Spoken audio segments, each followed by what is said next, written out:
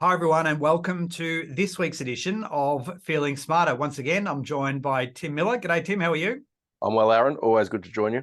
Likewise. Well, we now have our Division 296. So many of you would be acutely aware of the fact that the government has released an exposure draft for consultation on the proposed additional tax for balances above $3 million. So today, Tim, we're just going to have a bit of a conversation around some of the interesting elements that we've explored through this proposed new law. And I guess the first question to you is, what have you found interesting amongst your reading so far? Yeah, look, I would say that the first real interesting thing is that not a great deal has changed from the early consultation period, and so it feels that there's a lot of wasted energy that went into some of that. But clearly the government went into this with a directive, and they've stuck pretty true to that directive. And so what I think the key issues that I've found coming out of this draft release is that we've now got some definition around a lot of the elements associated with the earnings, and more clarity around what contributions and what withdrawals will count, but also the taxing mechanisms. So how this new Div 296 tax will be paid, timeframes, interest rates, and I guess a number of other sort of legislative changes that will affect superannuation more broadly along lines such as total superannuation balance. Yeah, so there is, through these laws, a range of new terminology that we're going to need to be aware of. So, the concept of a large superannuation balance threshold, things around the superannuation earnings calculation, the fact that we've had a revisit to the adjusted total superannuation balance or part of the TSB value. Maybe, again, share some insights into what you've found that we will need to be acutely aware of when it comes to terminology going forward.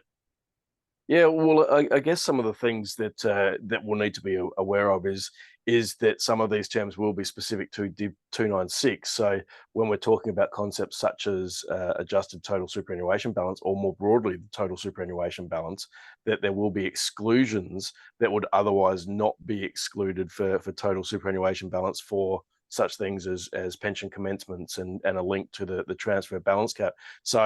So one of the big changes for me that's come out of this is that the connection between the transfer balance cap and the total superannuation balance is somewhat broken now, and I think that creates greater simplicity for us as an industry, because we're not having to mess around with clunky terms like pension values and linking those pension values to the transfer balance cap, where we can work in far simpler terms around how much money would you have if you left your super balance today, type arrangement. Yeah, and I think, talking on the topic of some concessions that they've given in there, quite clearly the government understands that issues of liquidity are going to become quite a significant issue, and therefore the length of time that the government and the ATO as the administrator will provide the taxpayer, and I say the word taxpayer because it is a tax that is imposed on the individual, but then naturally we can have that released from the superannuation fund, similar to, as is the case with Division 293 here. But quite interesting, and again, your views on the fact that we've got a much longer time frame to deal with the tax payable, and also, interestingly, the rate of interest that will apply is substantially different to what we know under the general interest charge that is currently, I guess, embedded in the Tax Administration Act.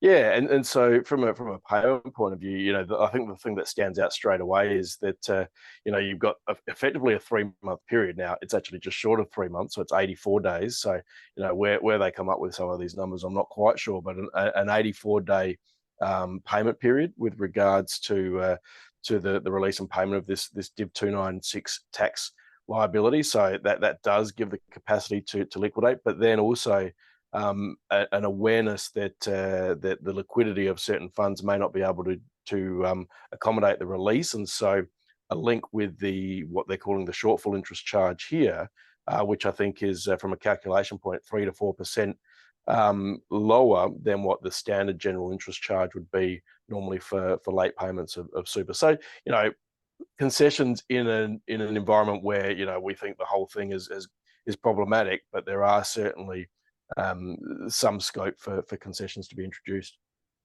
Yeah, and I think, as you rightly said there, we're looking at about a 4% differential on the current GIC, and that, again, the government is acknowledging that the timeframes that people will have to potentially liquidate assets and so forth may need to be, given some much greater consideration compared to maybe the commentary that they had in their initial information that came out when this measure came about, that said, well, trustees just will need to ensure that their investment strategy better considers risk, liquidity, diversification, all of those elements that sit within SIS Regulation 4.09. And ultimately, as we've been talking about here, the fact that we can choose where we want to release this money from. So again, there are some strategic opportunities in there.